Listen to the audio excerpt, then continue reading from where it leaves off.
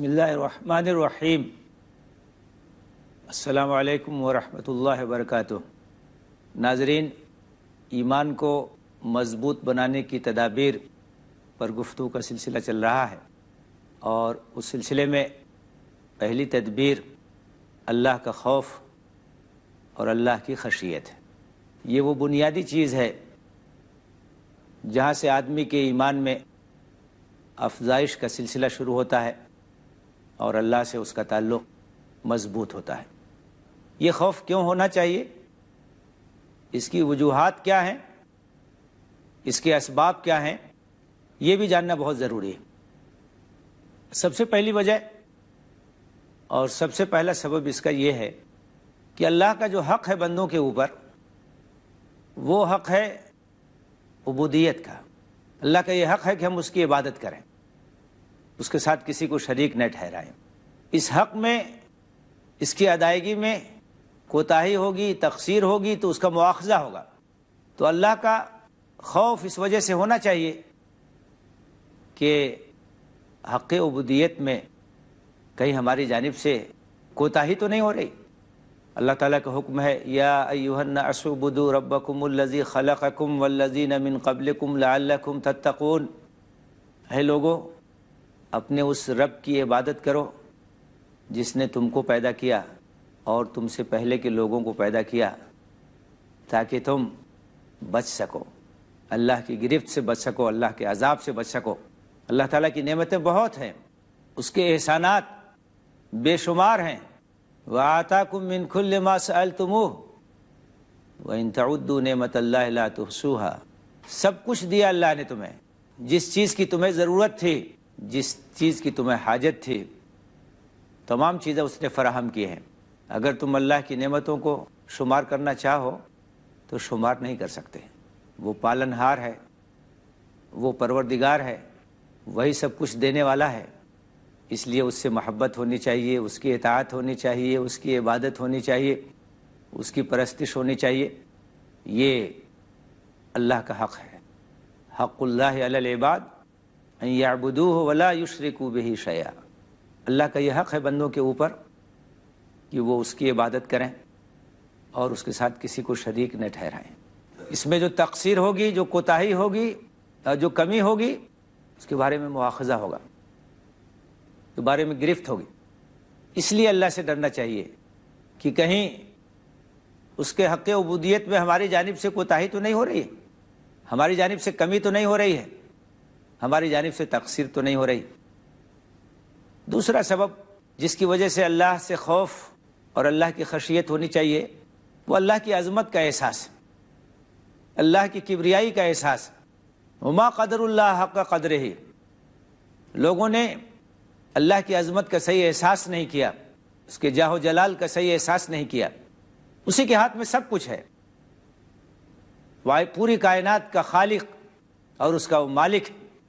اللہم مالک الملک تؤتی الملک من تشاء وتنزع الملک ممن تشاء وتعز من تشاء وتذل من تشاء بیدک الخیر انک علی کل شیء قدیر۔ اللہ اقتدار کا مالک، جسے تو چاہتا ہے اقتدار دیتا ہے اور جسے چاہتا ہے اقتدار چھین لیتا ہے، جسے چاہتا ہے عزت دیتا ہے، جسے چاہتا ہے ذلیل کر دیتا ہے۔ تیرے ہاتھ میں خیر ہے، بھلائی ہے، اور تو ہر چیز پہ قادر ہے۔ تو اللہ کی عظمت کا احساس ہونا چاہیے، اللہ کے جاہ و جلال کا احساس ہونا چاہیے، اللہ کی گرفت سے ڈرنا چاہیے۔ کائنات میں اسی کی مشیت چلتی ہے، وہی مالک الملک، اس کے سامنے کسی اور کی چل نہیں سکتی۔ تو اس کی جب عظمت دل میں ہوتی ہے تو آدمی کے دل میں اللہ کا خوف ہوتا ہے، اللہ کی خشیت ہوتی ہے۔ اس بات کا احساس کہ وہ ہر چیز سے واقف ہے اور ہر چیز کی نگہبانی کر رہا ہے۔ آپ سب سے چھپ سکتے ہیں لیکن اس سے نہیں چھپ سکتے ہیں۔ ان اللہ کان علیکم رقیبا۔ اللہ تمہارے اوپر نگراں ہے، نگہبان ہے۔ اس کی نگرانی سے بچ نہیں سکتے ہو، اس کی نگہبانی سے کائنات کا کوئی گوشہ بچا ہوا نہیں۔ اور اس کے علم کا عالم یہ ہے کہ یعلم خائنۃ الاعین وما تخفی الصدور۔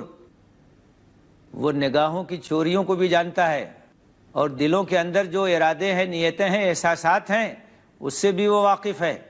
یعلم السر و اخفا، وہ راز کو بھی جانتا ہے، اور اس سے بھی زیادہ جو پوشیدہ چیز ہے اس سے بھی وہ واقف ہے۔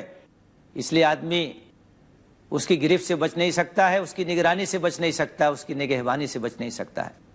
اس کی صفات کا، اس کے اختیارات کا استحضار ہونا چاہیے، دل میں اس کو رکھنا چاہیے، نگاہوں کے سامنے اسے رکھنا چاہیے۔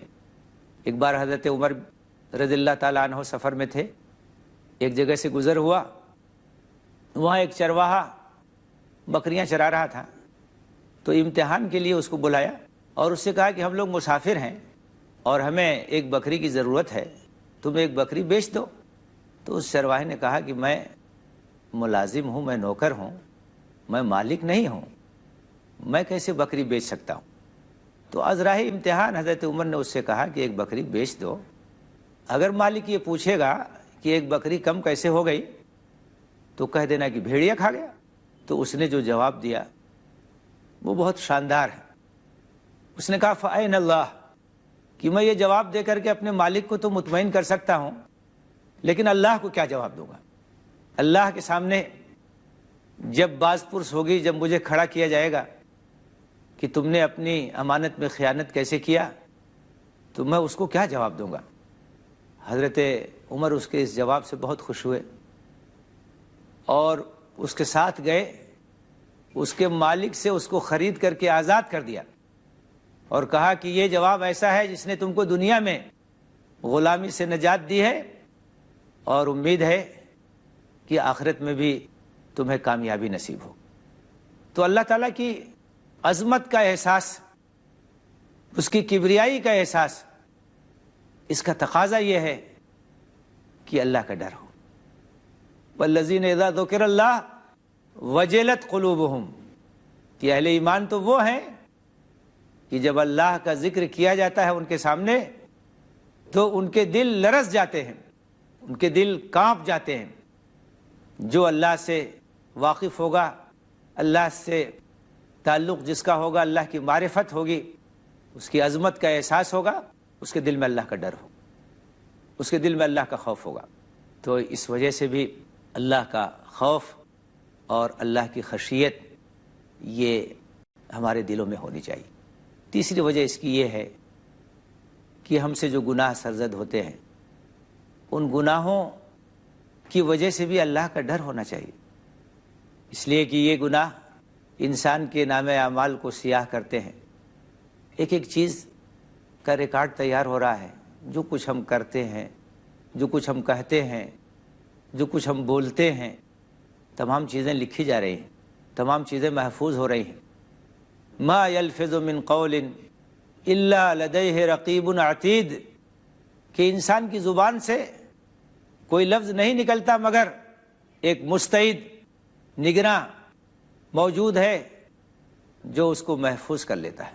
انا کنا نستنسخ ما کنتم تعملون، جو کچھ تم کرتے رہے، تمہاری زندگی میں جو کچھ ہوتا رہا، ان تمام چیزوں کا ہم ریکارڈ تیار کروا رہے تھے۔ یہ گناہ انسان جو کرتا ہے، نافرمانی کرتا ہے، ناشکری کرتا ہے، اس کا نامہ اعمال تیار ہو رہا ہے۔ تمام چیزیں نگاہوں کے سامنے آ جائیں گی، قیامت کے دن پیش ہو جائیں گی، کہا جائے گا اقرا کتابک کفا بنفسک الیوم علیک حسیبا، کہ لو اپنا نامہ اعمال پڑھ لو اور خود اپنا حساب کر لو، کسی اور کو حساب کرنے کی ضرورت نہیں، دیکھ لو کہ تم کیا لے کے آئے ہو، تم انعام کے مستحق ہو کہ سزا کے مستحق ہو، یہ فیصلہ تم خود کر لو۔ اور گناہوں کے سلسلے میں یہ بات بھی یاد رکھنی چاہیے کہ چاہے چھوٹا گناہ ہو، آدمی کو کسی چیز کو ہلکا نہیں سمجھنا چاہیے۔ اللہ کے رسول صلی اللہ علیہ وسلم نے فرمایا ہے ایاکم ومحقرات الذنوب فإنہن یجتمعن علی المرء حتی یہلکنہ، کہ چھوٹے چھوٹے گناہوں سے بھی بچو، کسی چیز کو بھی کمتر مت سمجھو، کیونکہ یہ چھوٹے چھوٹے گناہ اکٹھا ہوتے ہیں، بڑھتے ہیں، یہاں تک کہ انسان کو برباد کر دیتے ہیں، انسان ناکام ہو جاتا ہے، انسان نامراد ہو جاتا ہے۔ تو آدمی اگر اپنا جائزہ لیتا رہے، دیکھتا رہے کہ کتنی اس سے کوتاہیاں ہوتی ہیں، کتنی نافرمانیاں ہوتی ہیں، تو اس کے دل میں اللہ کی عظمت کی وجہ سے اللہ کا خوف پیدا ہوگا، اللہ کا ڈر پیدا ہوگا، اللہ کی طرف مائل ہوگا، توبہ کرے گا، استغفار کرے گا۔ تو یہ گناہوں کا ارتکاب یہ بھی ایک سبب ہے جس کی وجہ سے اللہ سے ہمیں ڈرنا چاہیے۔ پھر اللہ کا غضب بڑا شدید ہے، اور اللہ کے غضب کی وجہ سے ہمیں خوف کرنا چاہیے، ہمارے دلوں میں اس کی خشیت ہونی چاہیے۔ وَيُحَذِّرُكُمُ اللَّهُ نَفْسَهُ، اللہ تمہیں اپنی ذات سے ڈراتا ہے، تمہیں اللہ سے ڈرنا چاہیے، اللہ کا خوف کرنا چاہیے، اس کے غضب کو دعوت نہیں دینا چاہیے، کیونکہ اللہ کا غضب جس کے اوپر نازل ہوا تو وہ ناکام ہو جائے گا، نامراد ہو جائے گا۔ ان بطش ربک لشدید، اللہ کی پکڑ بہت سخت ہے، اللہ کی گرفت بہت سخت ہے۔ اللہ تعالیٰ کے غضب سے بچنا چاہیے، اللہ کے غضب سے ڈرنا چاہیے، ایسے اعمال سے اجتناب کرنا چاہیے جو اللہ کے غضب کو دعوت دیتے ہیں۔ غضب الہی کا جو شکار جو قومیں ہوئیں، جو افراد ہوئے، تباہ و برباد ہو گئے۔ تو یہ سبب بھی ہے کہ اللہ کے غضب سے ہمیں ڈرنا ہے، اس کی وجہ سے ہمارے دلوں میں اللہ کی خشیت، اللہ کا خوف اور اللہ کا ڈر ہونا چاہیے۔ ناظرین، یہاں ہم ایک چھوٹا سا وقفہ لیں گے اور وقفے کے بعد گفتگو کا سلسلہ جاری رہے گا۔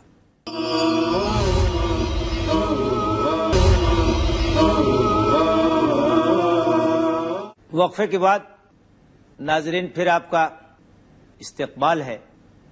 اللہ کا خوف اور اللہ کی خشیت کے اسباب کیا ہیں؟ اس میں سے ایک سبب یہ ہے کہ ہمیں اس بات سے بھی ڈرنا چاہیے کہ کہیں سنت استدراج کا ہم شکار نہ ہو جائیں۔ اللہ کی ایک سنت یہ بھی ہے کہ بندہ اگر سرکشی کرتا ہے، نافرمانی کرتا ہے، گناہ کرتا ہے، تو وہ سنبھلنے کا موقع دیتا ہے، فوراً گرفت نہیں کرتا ہے۔ وَبَلَوْنَاهُمْ بِالْحَسَنَاتِ وَالسَّيِّئَاتِ لَعَلَّهُمْ يَرْجِعُونَ، مختلف طریقے سے اللہ تعالیٰ آزماتا ہے، ہو سکتا ہے ایک بندہ پلٹ آئے تو ڈھیل بھی دیتا ہے۔ وَأُمْلِي لَهُمْ إِنَّ كَيْدِي مَتِينٌ، انسان کو دھوکے میں نہیں رہنا چاہیے، یہ نہیں سمجھے کہ میرا مواخذہ نہیں ہو رہا ہے، گرفت نہیں ہو رہی ہے، اللہ تعالیٰ ڈھیل دیتا ہے، اور اس کے بعد جب پکڑتا ہے تو اس کی پکڑ بہت سخت ہوتی ہے۔ اس لیے اس پہلو سے بھی چوکنا رہنا چاہیے، ڈرنا چاہیے، اور اللہ کا خوف دل میں بیٹھانا چاہیے۔ اسی طریقے سے اس بات کا بھی ڈر رہنا چاہیے کہ کہیں ہم سے ایسی چیزیں نہ سرزد ہو جائیں جو عمل کو رائیگاں کر دینے والی ہیں، عمل کو اکارت کر دینے والی ہیں، جیسے ریاکاری، نام و نمود کی خواہش، شہرت کی خواہش، بڑے سے بڑا عمل ہو، اگر اس کے ساتھ ریاکاری اور نام و نمود کی آمیزش ہو گئی تو وہ چیز ضائع ہو جائے گی، اللہ تعالیٰ کے ہاں اس کا کوئی اجر نہیں ملے گا۔ اسی طرح سے آدمی اپنے آپ کو بڑا سمجھے، اعجاب المرء بنفسہ، اپنے آپ کو بہت بڑا سمجھنا اور اپنے آپ میں مگن رہنا، اپنی رائے، اپنی بات، اسی کو اہمیت دینا، یہ بھی آدمی کی کمزوری ہے، اور اس کی وجہ سے اس کے اعمال ضائع ہوتے ہیں۔ آدمی صدقہ کرتا ہے، خیرات کرتا ہے، کسی کی مدد کرتا ہے، اور اس کے بعد پھر اگر احسان جتانے لگے، دل آزاری کرنے لگے، تو اس کا عمل ضائع ہو جاتا ہے، بیکار ہو جاتا ہے۔ لا تبطلوا صدقاتکم بالمن والاذى، کہ اپنے صدقہ اور خیرات کو احسان جتا کے اور دل آزاری کر کے ضائع مت کرو، اسے برباد مت کرو۔ اسی طریقے سے یہ اندیشہ بھی رہنا چاہیے کہ کہیں خاتمہ برا نہ ہو جائے، حسن خاتمہ کی دعا کرنی چاہیے، کیونکہ جو دار و مدار ہے وہ حقیقت میں خاتمے ہی پر ہے۔ کبھی ایسا ہوتا ہے کہ ایک انسان اچھا کام کرتا ہے لیکن آخر میں غلط راستہ اختیار کر لیتا ہے، توبہ نہیں کرتا، رجوع نہیں کرتا اور اسی حال میں دنیا سے چلا جاتا ہے تو اس کا سب کچھ برباد ہو جاتا ہے، سب کچھ بیکار ہو جاتا ہے، کیونکہ آپ نے فرمایا انما الاعمال بالخواتیم، اعمال کا دار و مدار خاتمے پر ہے، اس لیے حسن خاتمہ کی دعا کرنی چاہیے اور سوء خاتمہ کی پناہ مانگنی چاہیے، اس سے ڈرنا چاہیے۔ ہم جنازے میں جو دعا پڑھتے ہیں جامع، اس کے اندر یہ دعا بھی ہے، اللہم من احییتہ منا فاحیہ علی الاسلام ومن توفیتہ منا فتوفہ علی الایمان۔ اے اللہ، ہم میں سے جس کو زندہ رکھ تو اس کو اسلام اور فرما برداری کی حالت میں زندہ رکھ، اور جسے موت دے تو اس کی موت ایمان پر ہو، اس کا خاتمہ ایمان پر ہو۔ تو سوء خاتمہ سے بھی ڈرنا چاہیے، بچنا چاہیے، اللہ سے دعا کرنا چاہیے کہ اللہ تعالیٰ ثابت قدم رکھے اور اس سے محفوظ رکھے۔ تو یہ مختلف اسباب ہیں جن اسباب کی وجہ سے اللہ کی خشیت اور اللہ کا خوف ضروری ہے۔ اب عملی سوال یہ ہے کہ اللہ کا خوف اور اللہ کی خشیت پیدا کرنے کے ذرائع کیا ہیں، اس کے لیے وسائل کیا ہیں، اس کے لیے تدبیریں کیا ہیں؟ تو مختلف چیزیں ہیں جن کو اختیار کر کے ہم اپنے دلوں میں اللہ کا خوف اور اللہ کی خشیت پیدا کر سکتے ہیں۔ مثلا جو ایسی مجلسیں ہوں جہاں دلوں کو نرم کرنے والی باتیں ہوں، نصیحت کی باتیں ہوں، ایسی مجلسوں میں بیٹھنا، ایسی گفتگوؤں کو سننا، ایسی کتابوں کو پڑھنا جن سے دل نرم ہوتا ہو، دل پگھلتا ہو، اللہ کا خوف پیدا ہوتا ہو اور اللہ کا ڈر پیدا ہوتا ہے، اس کا ہمیں اہتمام کرنا چاہیے۔ اسی طریقے سے اس کی ایک کارگر تدبیر یہ بھی ہے کہ ہم اپنا محاسبہ کرتے رہیں اور اپنے گناہوں کو شمار کرتے رہیں۔ روزانہ اگر ہم اپنا معمول بنا لیں کہ رات میں جب بستر پہ جائیں سونے کے لیے تو دن بھر کا حساب لے لیں کہ آج کیا کیا گناہ ہم سے ہوا ہے، کیا کیا ہم سے اللہ تعالیٰ کی نافرمانی ہوئی ہے۔ اگر اس کا روز ہم حساب لیتے رہیں تو اس کا بڑا عملی فائدہ ہوتا ہے۔ اگر ہم اس بات کا اہتمام کریں، کوئی ڈائری بنا لیں، اس میں لکھتے رہیں، جائزہ لیتے رہیں، غور کرتے رہیں، تو یہ چیز تربیتی لحاظ سے بڑی مؤثر ہوتی ہے۔ آدمی کے اندر رقت طاری ہوتی ہے جب وہ اپنے گناہوں کو دیکھتا ہے، اس کا احتساب کرتا ہے، اس کا جائزہ لیتا ہے تو کانپ جاتا ہے، پھر اس کے اندر رقت طاری ہوتی ہے، اللہ کی طرف پلٹتا ہے، روتا ہے، نادم ہوتا ہے، شرمندہ ہوتا ہے، اللہ کی خشیت اس کے دل میں پیدا ہوتی ہے۔ اور آدمی یوں ہی زندگی گزارتا رہتا ہے، کبھی اپنا احتساب نہیں کرتا ہے، کبھی اپنا جائزہ نہیں لیتا ہے، کیا کیا نافرمانیاں کر رہا ہے، کیا کیا گناہ کر رہا ہے اور کس طریقے سے اپنے خالق اور مالک کو ناراض کر رہا ہے۔ اس پر اگر غور کرنے کی وہ زحمت نہیں گوارا کرتا ہے تو پھر گناہوں میں بڑھتا وہ چلا جاتا ہے، اس کا دل سخت ہو جاتا ہے۔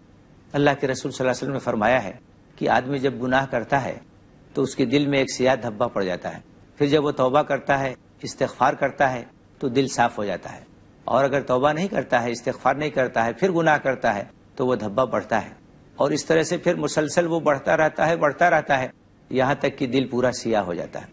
کلا بل ران علی قلوبہم بما کانوا یکسبون، اللہ تعالیٰ نے کہا ہے کہ ان کے دلوں پہ زنگ لگ گیا، دل زنگ آلود ہو گئے ان کے کرتوت کی وجہ سے، ان کے گناہوں کی وجہ سے۔